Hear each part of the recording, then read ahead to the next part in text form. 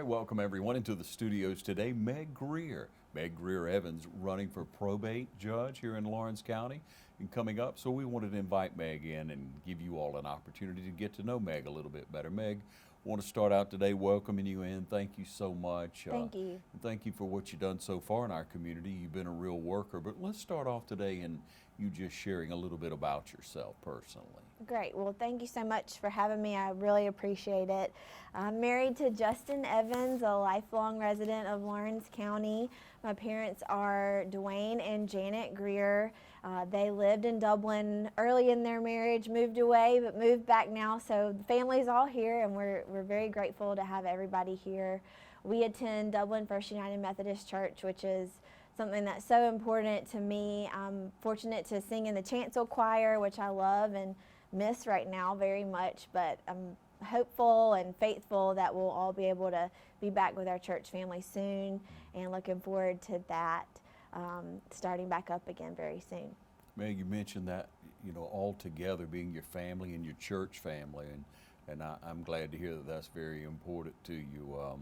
That camaraderie, that corporate worship, that praise and worship in that choir is just, it's a blessing to the community. I know it's a blessing to you as well. It is. And many people will know your family, they'll know your parents, they'll know your husband and his family. It's good to have family close to you, isn't it? It is. It's wonderful for us to have really most of our family. My husband's whole family lives here, and a lot of my family lives here. My grandfather, Dale Thompson, Jane Thompson, my uncle Scott Thompson is here practicing law here, but my family's nucleus has always been Dublin, and I'm just proud to be in Dublin to be my community that I'm able to work in and serve in, and love it very, very much. Well, like so many in our community, you went away to college. You went to college in a different area altogether, different Yes. state actually, and you love the University of Alabama, which is where you went. You mentioned that to me before, and what a great school, what a top-notch school. You know, as Georgia fans, you love to hate them sometimes, but you love to respect them as well. And I certainly understand, and I always say I went to the University of Alabama, but please don't hold that against me.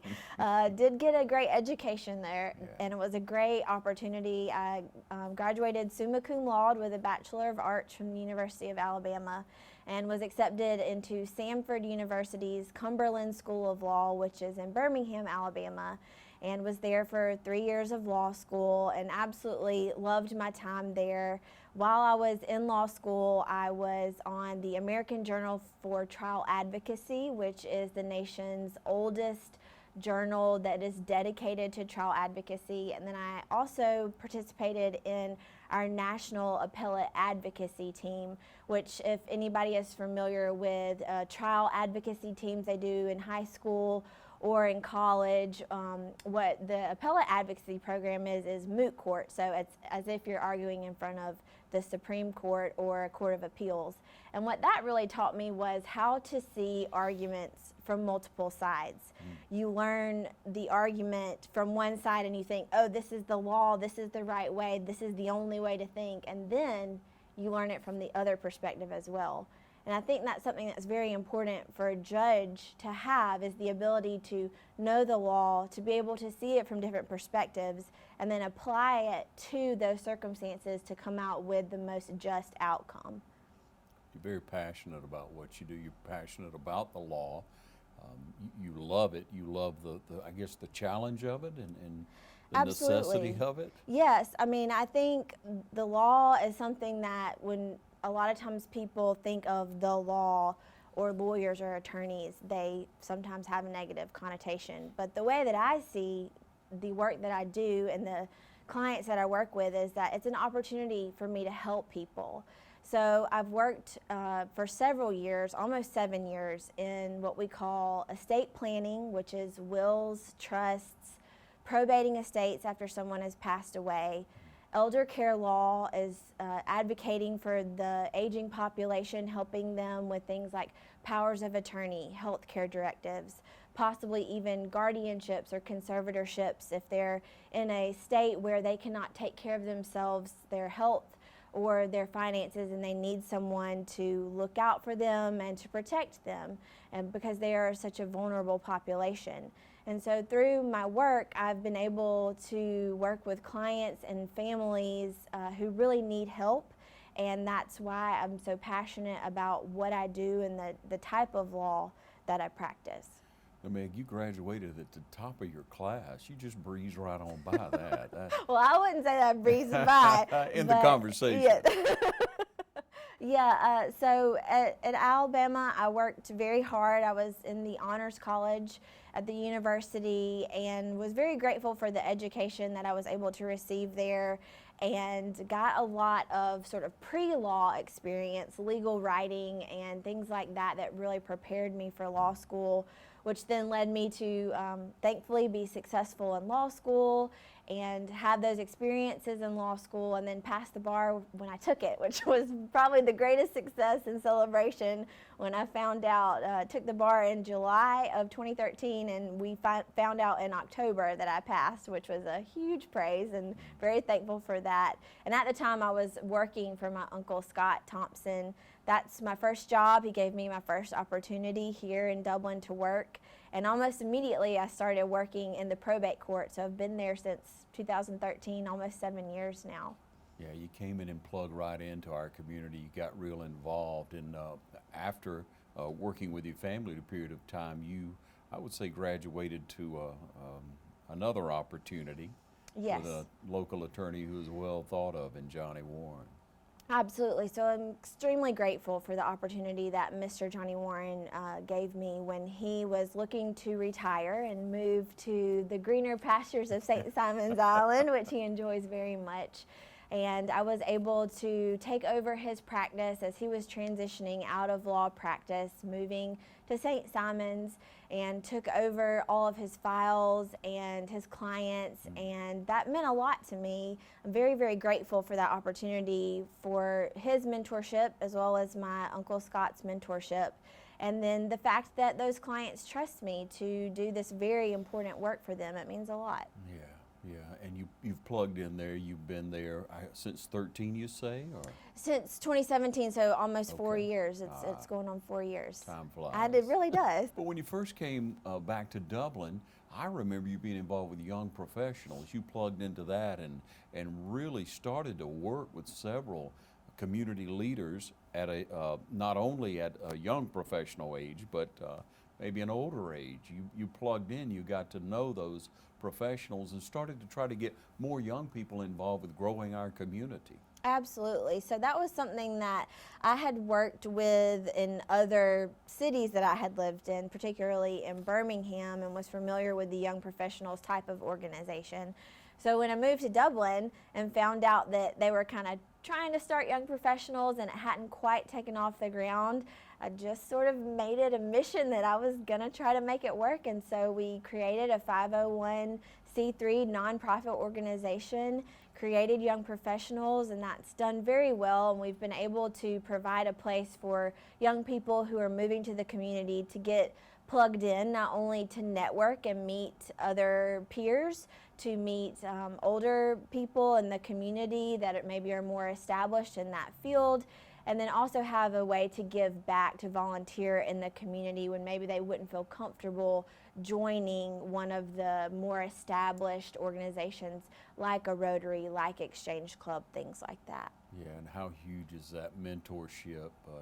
We all know how important that is. Thank you for that. But other organizations you're involved in, what are they? I've been involved in a lot of organizations which I love so much, and the work that the Rotary Club does is tremendous locally and internationally, and I'm very fortunate to be a part of a Rotary Club that is really growing and changing and moving Lawrence County forward, as well as being a part of the Dublin Service League, which is a women's service organization that's been around for quite some time. My grandmother was actually a true blue 10-year member of Dublin Service League, and she served as an officer in several roles and as president. So it was important to me to sort of continue that tradition. I'm grateful to be in Service League. My favorite thing that I do in Service League, and we're not able to do it now, but I'm ready to start back, is we visit some of the local assisted living facilities and play bingo with the residents. And they are very competitive, and they love it, and we love it, and it is truly a blessing to be able to participate in that. Yeah, yeah. And then you're involved with some other things, right? Part of being involved in the church and singing in the choir is very important to me.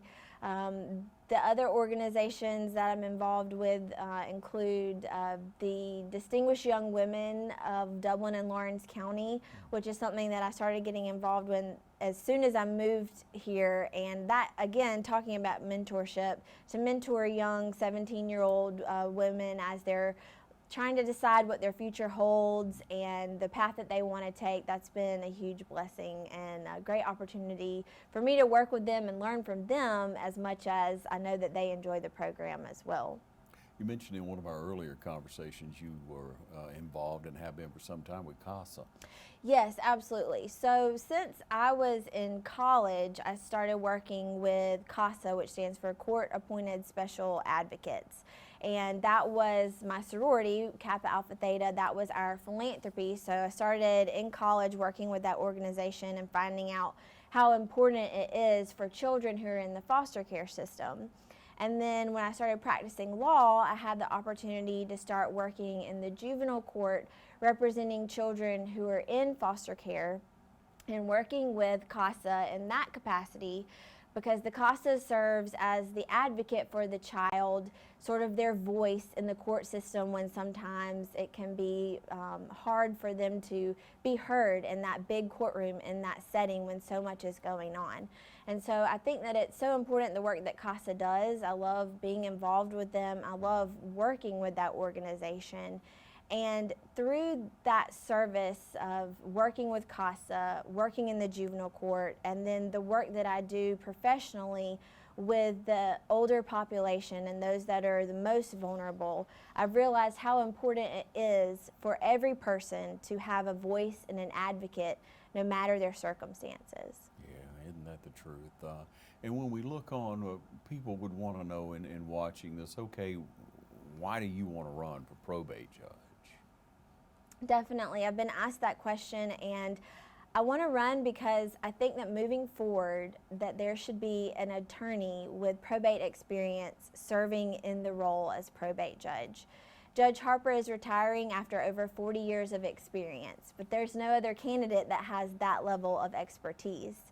However, as an experienced estate probate attorney, I can provide the experience that that job entails to make the court continue to run smoothly in that transition after Judge Harper retires. And I also have a desire to continue helping the citizens of Lawrence County. I love the work that I'm able to do in my job as an attorney and would love to carry that forward in serving as the probate judge. So you look at it in a way as a public service. Absolutely.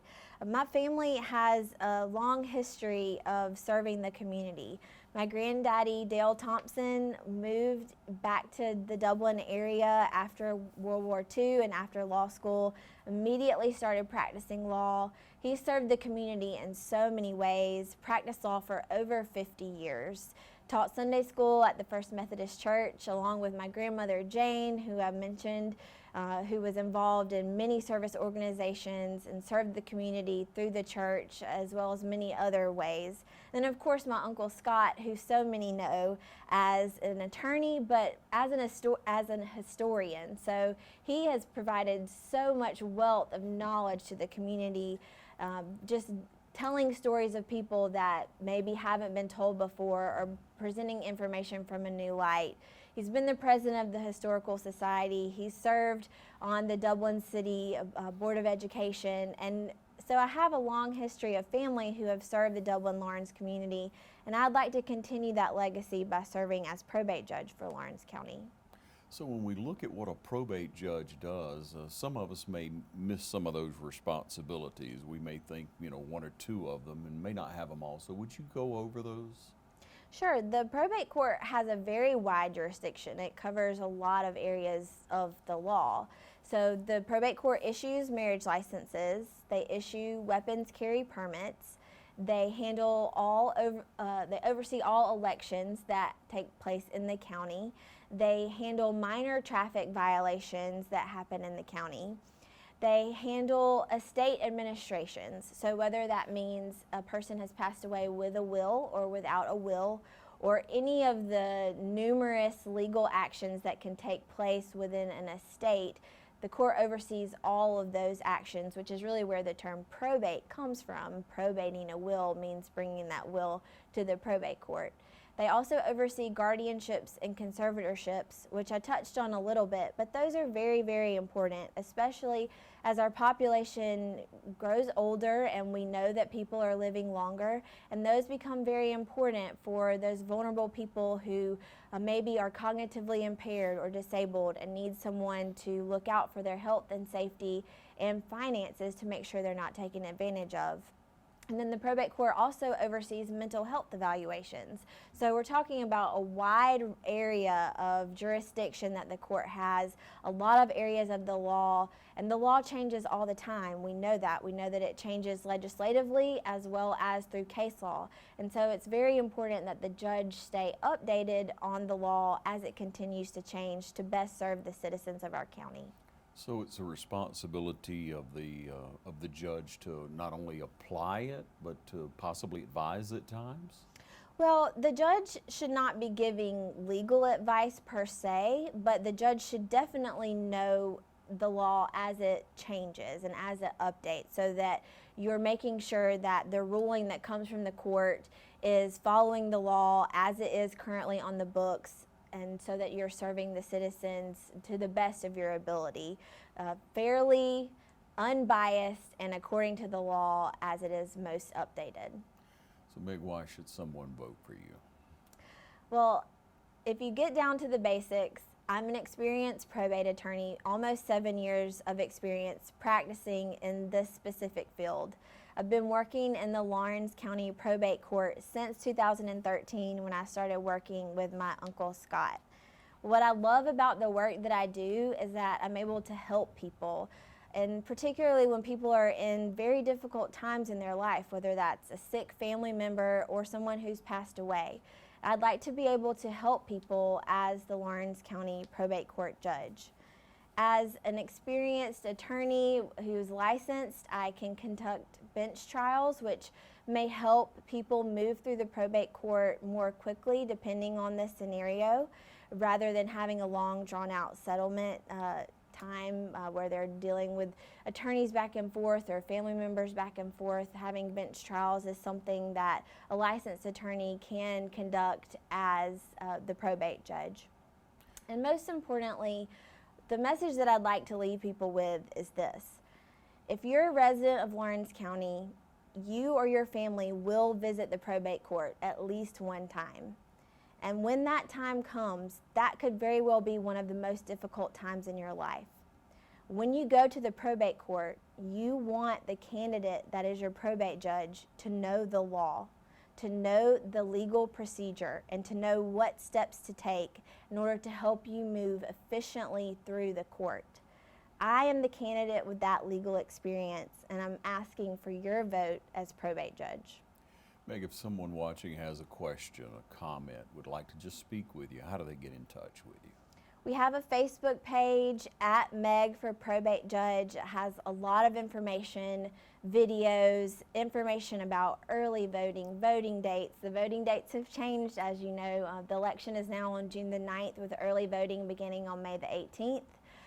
We have an email, megforprobatejudge@gmail.com. I'm happy to answer any questions through there, as well as if you want to give us a call, 478-272-2885.